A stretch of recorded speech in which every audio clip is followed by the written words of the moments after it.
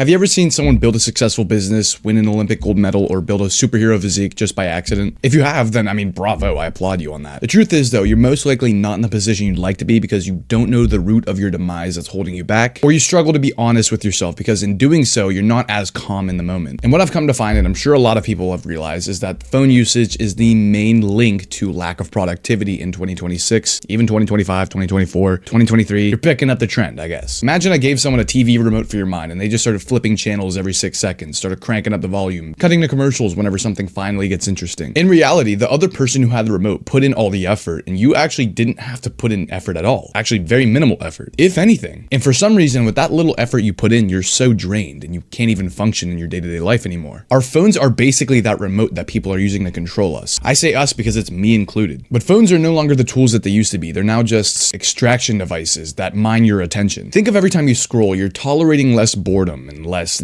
depth and less color in life. Until the repetition of scrolling your favorite series on TikTok, or maybe the amount of car accidents you find on Instagram Reels. I mean, you'd be lucky to find anything else on Reels, I'm gonna be honest, man. All I'm saying is that every time you feed into this, you leave less room in the future for productivity. And what do you know? We're at the fresh beginning of a new year, and everyone wants to make these goals that they have to achieve in 2026, but I'm gonna tell you right now. The silent killer is the distractions you have, and the distractions that are in our modern day are the worst day I've ever been. Think of how money works, cash flow, inflation. Your brain works the same way with dopamine. And if you were to constantly feed yourself with dopamine from micro hits of swipes, likes, and notifications, you begin to find that you have an unbalanced reward system. Because maybe you've seen a celebrity who seems to have it all, the cars, the houses, the generational wealth, and the attention of the public. But they seem to be at their lowest because they're so desensitized to what they were chasing this whole time, because that's not actually what they really wanted. And all of the rewards that they were seeking should have been an afterthought of something deeper they were seeking. I believe every person should have a mission, something they want to achieve. And the side effects of that are the successful materialistic things. It's not even your main goal. It works just like dopamine. If you give yourself that instant satisfaction time and time again, you become so desensitized to it that it's not actually what you really wanted. And that's why I believe so many people these days are now depressed, because they're put in a world where they are comparing.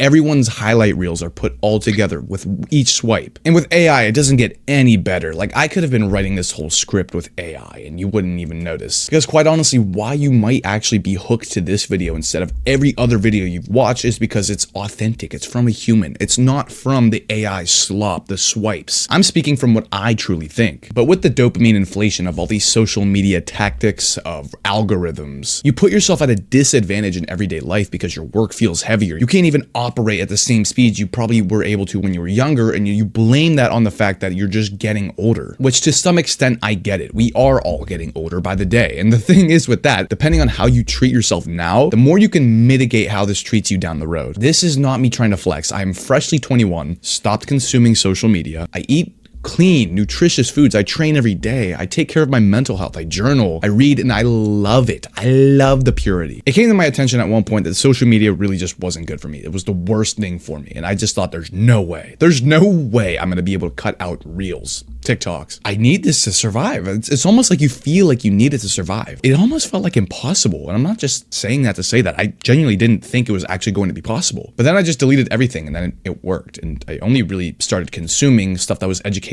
more pure content. I was going towards my future. And I am in such a better place now because of it. I don't think that there are more obvious signals to our everyday life to just stop doing the bad thing. This is exactly why your goals feel less exciting in life. Someone's done probably tenfold of what you're thinking on the internet, and that just puts you down. And the leverage that you have is just to start anyway, because if everyone else is thinking the same thing and you just started anyway, you'll be the person that people look up to just because you took action whenever people were feeling down of the comparison of other people. If I were to tell you to bake me a cake and you put your heart and soul into baking this cake, making it the best cake you could ever make, and I gave you a positive review on the cake and you thought it was awesome because you were so proud of yourself in the moment, you felt so accomplished because you achieved something, a little win like that just adds up so much. It compiles. It's a snowball effect into your life, because one win, no matter how small, leads into another. However, it's just as simple in the modern day to strip that away from you. All it takes is a few simple swipes on Instagram to find someone who made a fantastic cake, one that you couldn't even imagine yourself making, baking, and it was probably a baker of 10 years. And you have little backstory of their experience at all. You had no idea. And I would like to consider myself a pretty disciplined guy. I do the same things over and over again, even when I don't want to. But I know it's going to play a good investment into my future. I even get chipped away by the comparison of social media sometimes. It made my confidence just start to erode and decay. Is that a good word? Shit, it's my channel. Good enough for me. It's so crucial that we are bored sometimes, because when we are bored, the most growth happens. And the most self-developing thoughts happen when we're bored. That's why shower thoughts are shower thoughts, because you have nothing going on when you're in the shower. You have time to think to yourself. That's why I allow myself time to journal every day too, because it's a silent block of time where you can just jot out your thoughts and emotionally interview yourself. And you really give yourself time to pick out the rights and wrongs of your day, see where you went right, see where you went wrong, and remember the successes and forget the failures. And over time, that builds up the confidence that you're being stripped away from social media. But you most likely have so many unprocessed emotions nowadays, and you do not even get to dig deep into them, because every few minutes you're back on your phone and your nervous system never really gets to rest because you're searching for more low-grade stress, like a notification. Because I don't know if you know this, but stress is formed in whatever we do. There's stress everywhere we go. A notification is stress, maybe physical stress through going to the gym. That's still stress. It's unavoidable wherever you go, so don't even try to avoid it, because when you go to work, maybe you slam on your brakes and boom, there's something right there. Life is made up of a currency of time, and the more time that you can spend in the moment and less on your phone, the more that you can actually enjoy the life that's in front of you. But you can't do that as much whenever you're strapped to your phone. You can't even turn mine on.